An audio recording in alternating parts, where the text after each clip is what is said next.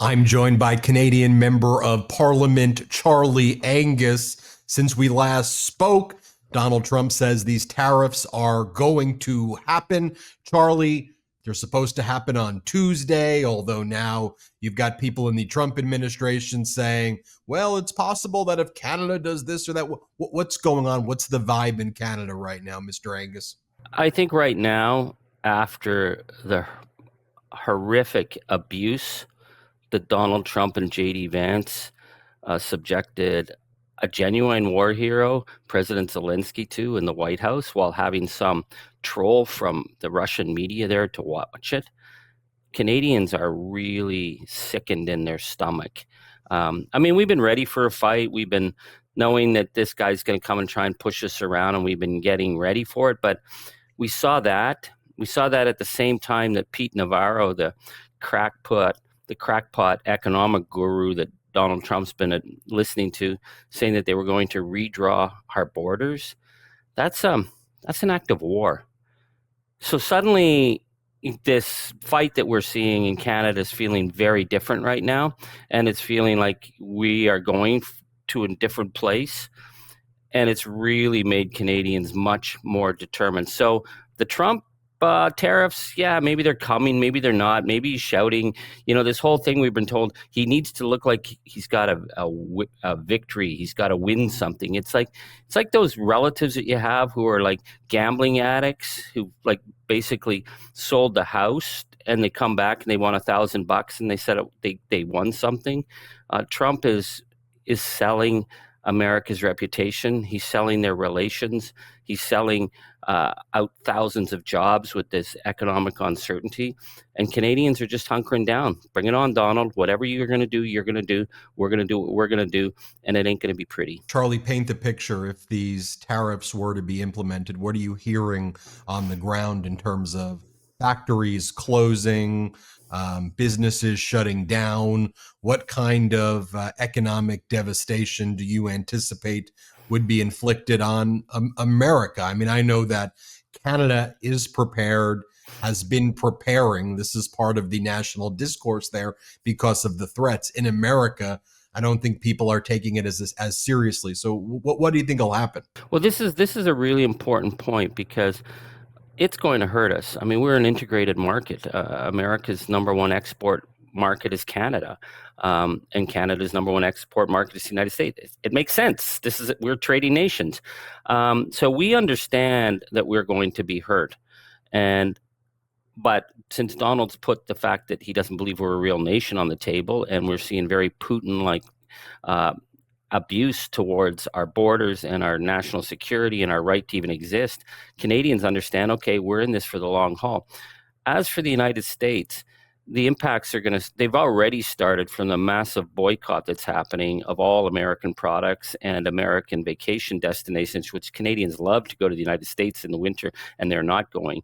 But I think one of the big areas that's going to shock America, and it's going to shock the Trump administration, is what's going to happen in the auto sector. I mean, everybody pays attention to the tech bros, but auto drives the economy. The system is set up cross-border between the United States and Canada in such an intricate manner. From what we're hearing from people who are very, very aware of how integrated the market is between the United States and Canada, within 4 days, whether or not Canada even retaliates, within 4 days of the tariffs being put on, plants like Toledo and Lansing, Michigan start to go down. Bowling Green starts to go down. So Canada is going to take a hit. But once you start shutting down auto plants, you are doing massive damage to the economy. So again, Donald, what's your end game here? What are you trying to do? What's this big victory you're going to score? Once you mess with auto, you are messing with America's economy. You're certainly messing with Canada's economy, and you're not going to come out on the winning side of this. Well, it seems like that's why Trump's secretary, Scott Bessent, Trump's commissary, Howard Lutnick, they seem to get it, but of course they're spineless, so they're not going to ever stand up to him. That's why they say things like, oh, well, this is a fluid situation. And to your point, well, can't you just make it seem like Trump's, got to win here? But I think the point that you're making is, as this happens again. Here we go again. We were here 30 days ago, and here it is. It's like at this point, the Canadians are not buying American stuff, right? The Canadians are not traveling to America. I mean, also, it's like a measles outbreak in Texas, and Yeah. Musk has gutted our agencies. But like, almost regardless of what's happened, a lot of the damage has been done. I mean, not quite like if the tariffs are implemented and retaliatory, but right, a lot's happened already. I think this first 40 or 50 days of the Trump madness have been the end of the American century. I don't know how else to put it. When I was in Europe, I felt that. We see that Norwegian suppliers are refusing to fuel American ships. America is now suddenly isolated on the world stage. And to what benefit? It's certainly to the benefit of Putin. It's certainly to the benefit of China. But when America is fighting its number one ally, like Canada, and making us as angry as we are, and again, I think our Canadian viewers and our American viewers will generally sense that Canadians don't tend to get really angry. We are seriously angry now. And this is a lasting anger. It's not going to go away. If Donald backs off or he gives tariffs on one thing but not the other, I don't think anything's changing here. People are really, this is a profound line in the sand that's been crossed because it's about our right to exist as a people.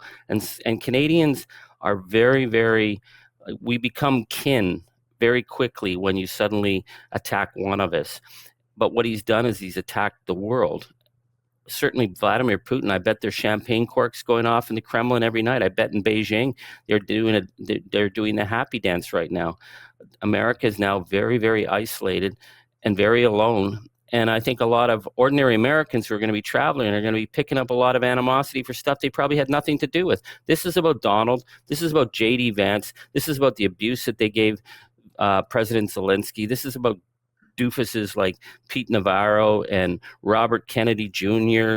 and the whole gang of cretins that they brought in and allowed to take over what was supposed to be our shining light on the hill. You and I have talked about some Canadian phrases, and I think as you are adopting me as an honorary Canadian for purposes of our pro-democracy stance, we talked on a past interview about going over the boards and what that means when Canadians go gloves off and they're saying, we're peaceful people, but once you poke us like that, there's a point where go look at the history of when Canadians fight, Canadians win. There was this moment on SNL with Mike Myers where he was wearing the Canada is not for sale shirt, but then he also gave a gesture that Canadians understood what it means, pointing to his elbow and whispering elbows up, which I know our Canadian audience saw, and it may have been lost on the American audience.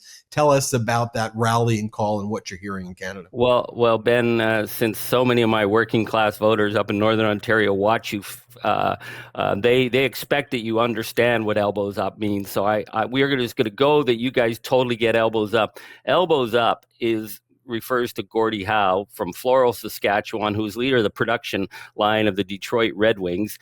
Gordie was the sweetest guy on the planet, but when Gordie did elbows up, it meant people got black eyes and people lost teeth. So last night or Saturday night when Mike Myers is on Saturday Night Live, and he's like, everybody loves him in Canada. There's so many great Canadian actors and comedians and artists who are in the United States. And to us, we get it that they're going to the big leagues, but we always consider them hometown boys. So when Mike mouths elbows up, that message to Canadians was, don't be polite. Don't hope for the best. You do what you have to do. And do it the way Gordie would do it, which means people are going to get black eyes, people are going to lose teeth. And so for the doofus leaders like J.D. Vance and Pete Navarro and the Trump gang, they're going to be in for a real shock. Mike sent the message, and that's message, I've been hearing it all day. Elbows up, elbows up, elbows up. I've been talking to like capitalist businessmen who travel the world who tell me never going back, never spending a dime, elbows up. So Mike sent the message on SNL last night. It was the secret code, but the code has been well received, and everybody in Canada is feeling really good about Mike Myers right now. Finally, I want you to send a message right now. You know that the Trump administration and their team are watching this show. They're probably watching it more now, given a lot of the coverage of that you've seen out there that this show's beating the Joe Rogan show. We're also the number one podcast in Canada and America right now. So a lot of people are listening and watching this. So what is your message to Donald Trump, Charlie Angus?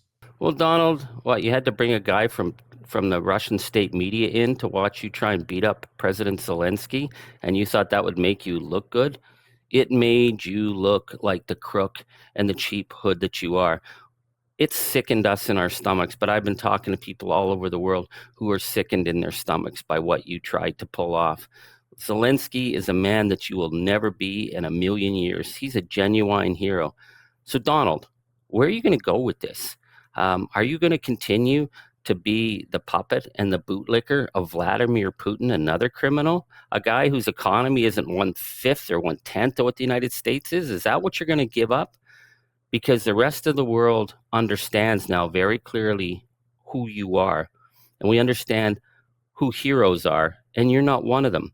So right now in Canada, the emotions and the commitment that we're feeling towards the people of Ukraine and for the people of our country, Donald, man, you brought us all together. So congratulations for that. But for what you've done to your nation, come on. It'll take decades, if ever, that people can rise up out of the swamp that you've dragged it into, Donald.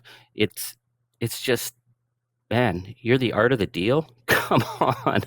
In what world? Charlie Angus, Member of Parliament in Canada. Appreciate you as always. Thank you so much for having me. Great on the show. People are watching back home.